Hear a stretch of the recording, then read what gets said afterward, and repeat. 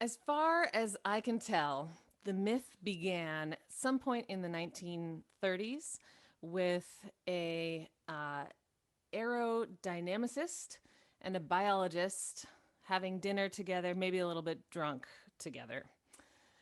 This is when the myth that bumblebees can't fly began to be part of the public imagination. The story goes that there was in Switzerland somewhere, there was, or in Germany, there was an aerodynamics expert, biologist, having dinner together. And the biologist asked the aerodynamicist how bumblebees could fly with their chubby, furry bodies and their little flappy wings. And the aerodynamicist thought about it a little bit and maybe did some back of the napkin kind of calculations and decided that, in fact, they cannot fly because their chubby bodies are too chubby. Their little flappy wings are not big and flappy enough.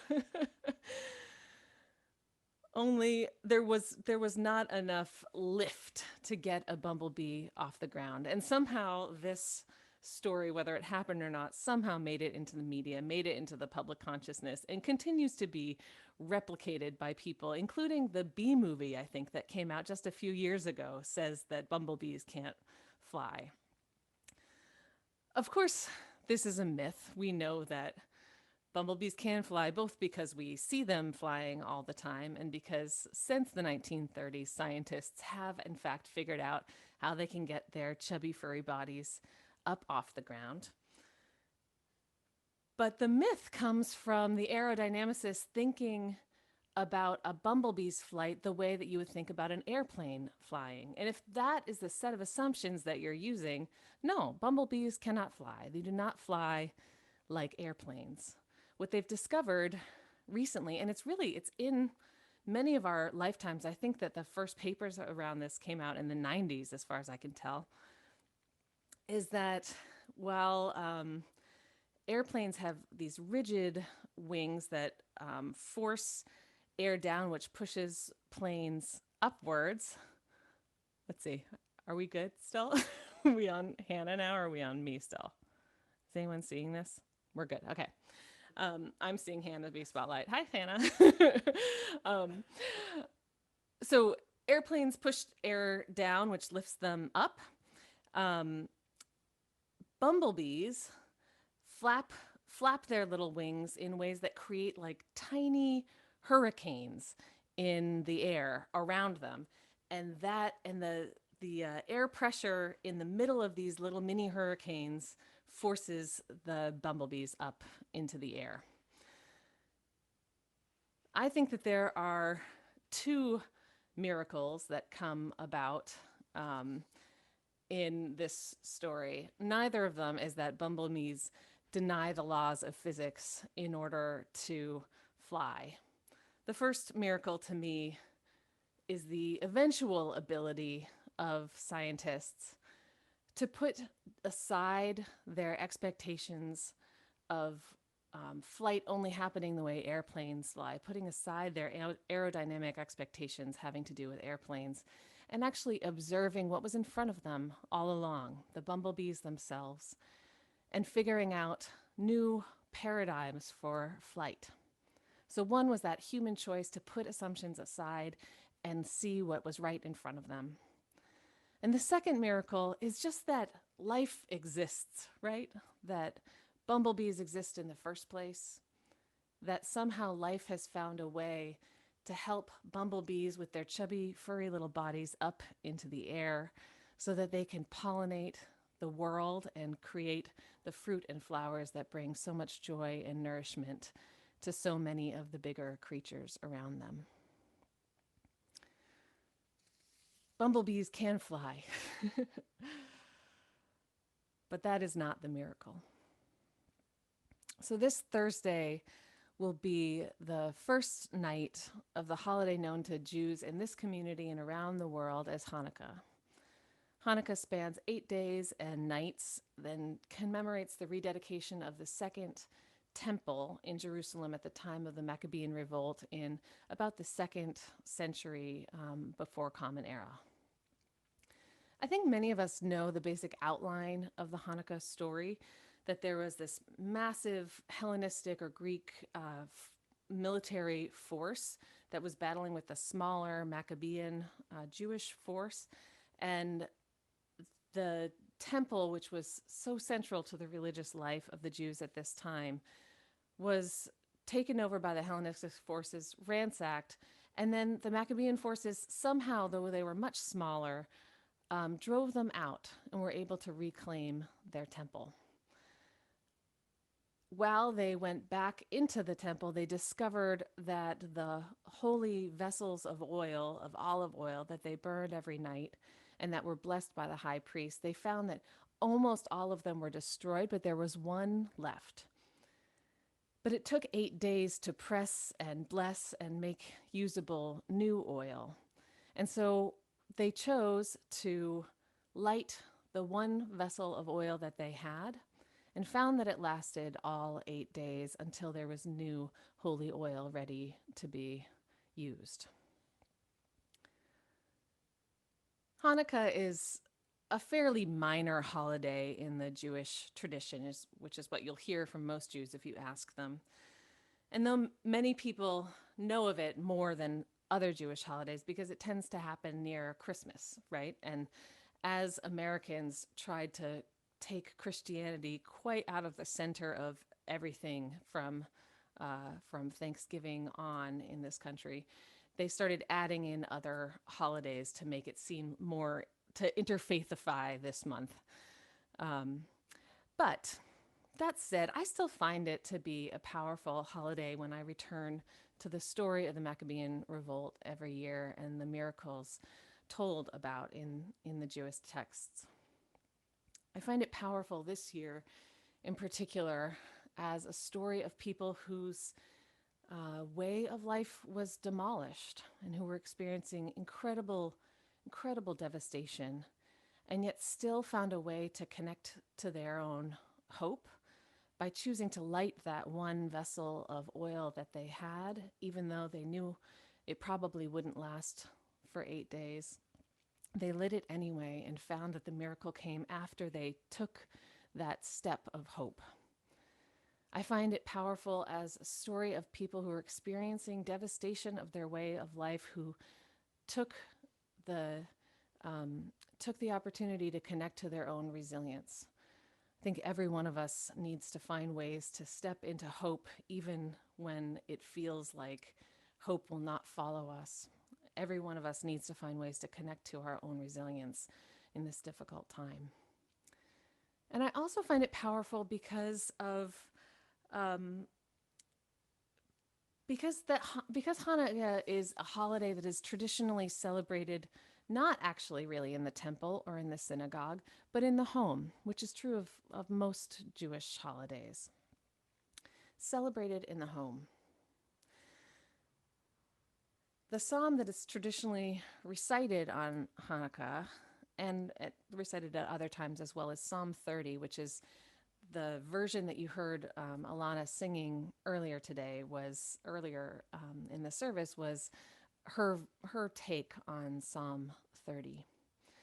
And whether or not you share her theology, whether you believe in God or whether you have what you would describe as a personal relationship with the holy, I think that you can see in her singing that the psalm that is recited traditionally has more to do with an inner closeness with the holy than it does with the dedication to a big architectural masterpiece of a temple, right? Like, did you hear her singing about a building? No, she was singing about her own relationship with the holy. Author Alan J. Gerber writes, and this is the Psalm 30 is titled "A Song at the Dedication of the Temple" by David. And so Alan J. Gerber writes, when David begins to sing the praises of the temple, he describes neither its splendid architecture nor its imposing beauty. Rather, he speaks about the inner emotions. He speaks about human fear and moods and false self-confidence and vulnerability, ultimate mortality. This is one of the lessons of Hanukkah, is what Gerber writes. Yes, the miracles of the candles took place in the holy precincts of the temple originally, but the primary and preferred locale for candle lighting now is of the menorah in the home, not in the synagogue. The lessons of Hanukkah are lost if they're relegated to the house of worship. They must be learned in the houses of life, in family life. This is one of the things about the Jewish religious tradition that I find so powerful, as so many times throughout history, Jews have had to go underground, have had to find ways to celebrate their religious tradition in their homes because they have not had access to their sanctuaries, and have turned the group of traditions into home traditions. I feel like this is one of the things that some of us are learning as Unitarian Universalists right now, is that we're all finding that our homes are where we are celebrating our faith. We're celebrating our faith most closely with our families right now. Okay, yeah, we're increasing the volume. Let me know if we still need more. Okay, good. So we're discovering that the power of having a home-based religion right now as well. The miracles of Hanukkah that are spoken about so often is that one vial of oil lasted 8 days rather than 1 day. But that's not the miracle that moves me the most. And even the miracle of the military victory of the Maccabeans over the larger Hellenistic forces doesn't move me the most. What moves me is the miracle of the human choice to hope in the midst of devastation, to hope in the midst of unfathomable destruction of their way of life. The miracle that moves me the most is the choice to see holiness not just existing in the grandness and beauty of large sacred buildings, but within our daily lives, within our homes, within the community of those we love the most.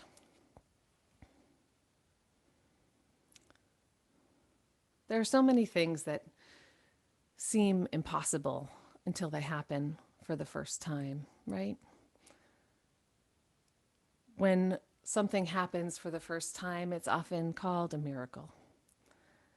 And eventually, when that one miracle happens again and again, sometimes it begins to get called normal, begins to be taken for granted.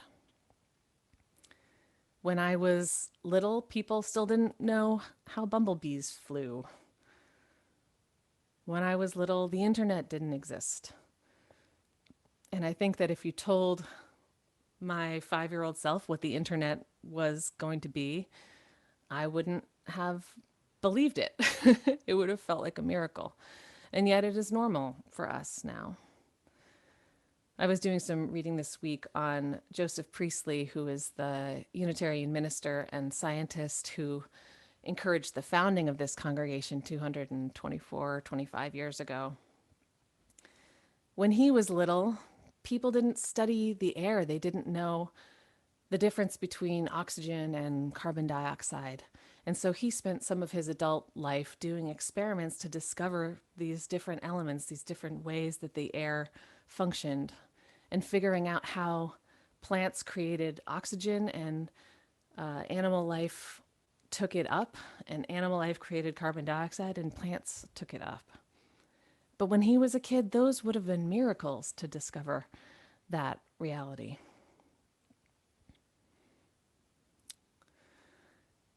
May Sarton's 1973 memoir, Journal of Solitude, she says, if one looks long enough at almost anything, looks with absolute attention at a flower, a stone, the bark of a tree, grass, snow, a cloud, something like revelation takes place.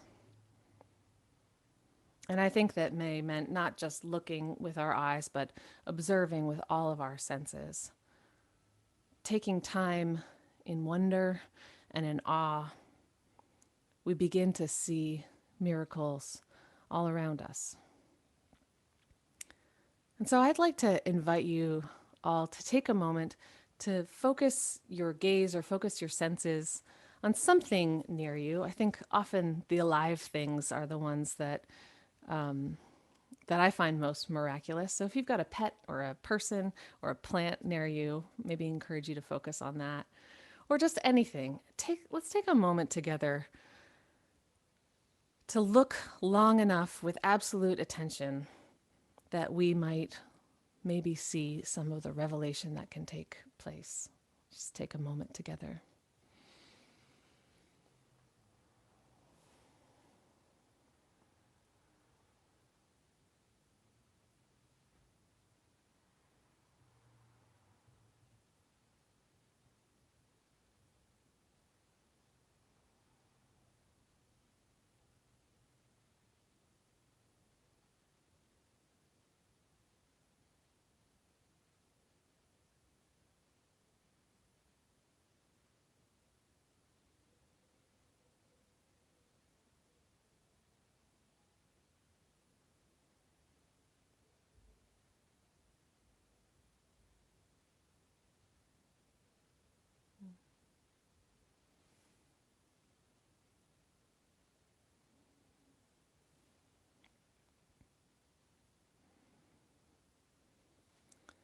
Is anyone finding a miracle near them? If you see a miracle or experience a miracle, I invite you to just type it into the chat for a moment. What miracle is near you right now?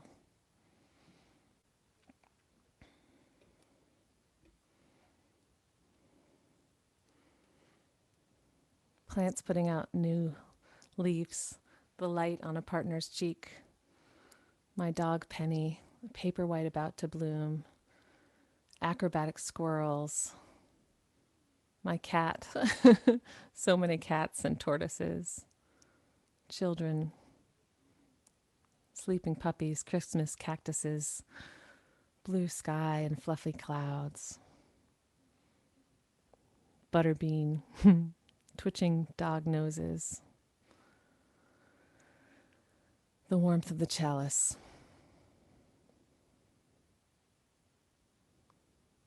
the miracles of flowers coming out in amaryllises, even dried flowers. My tiny baby grown into a 10-year-old human.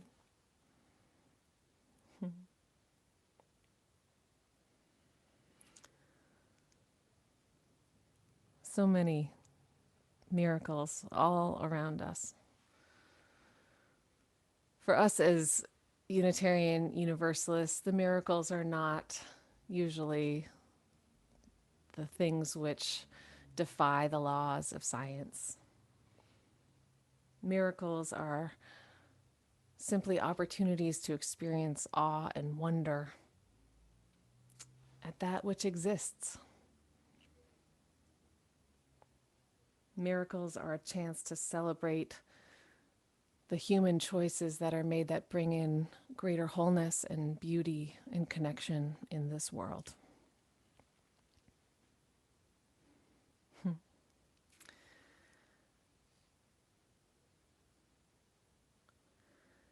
Willa Cather, who's a 20th century American novelist, wrote, "The miracles of the church seem to me to rest not so much upon faces or voices or healing power coming suddenly near to us from afar off." She writes, "The miracles seem to me upon our perceptions being made finer, so that for a moment our eyes can see and our ears can hear what is there about us always." We sang the Hebrew hymn today, Hine Ma Tov, which translates to how good and how pleasant it is for people to dwell together. Even though we're not together in person, look at how we are here together. It's a miracle. My friends, may you find in this time of so much devastation, so much destruction of our way of life. May you find a way to step into hope, and may hope follow you. May you find a way to make the choices that will bring more beauty and more love and more connection into this world. May you notice the miracles all around you. And together, may we make what once felt impossible possible, normal, to the point where we have to work hard again to see it as a miracle. May it be so, and amen. Hi, I'm Reverend Hannah Capaldi. And I'm Reverend Abbey Tennis. We are the ministers at the First Unitarian Church of Philadelphia, where our mission is to awaken love and justice in our lives and in the world. We're so grateful that you watched, and we hope that the sermon connected with your soul. We also want to invite you to join us for a live worship service every Sunday at 11 a.m. Eastern Time. You can always find the link to that service on our website at www.philauu.org. In these services, you'll hear words like you've just heard, and you also get a chance to greet one another, pray together, sing together, and we even hold a virtual coffee hour after services to get a chance to greet some new and old friends. If you want to support the mission of this community and you feel moved to give, you can do so by going to the website that Reverend Abbey just mentioned. You can find that link below, or you can text 215-709-5095 and follow the prompts to give. If someone in your life needs to hear these words today, we encourage you to share this video. And again, thank you so much for watching. We hope to see you soon.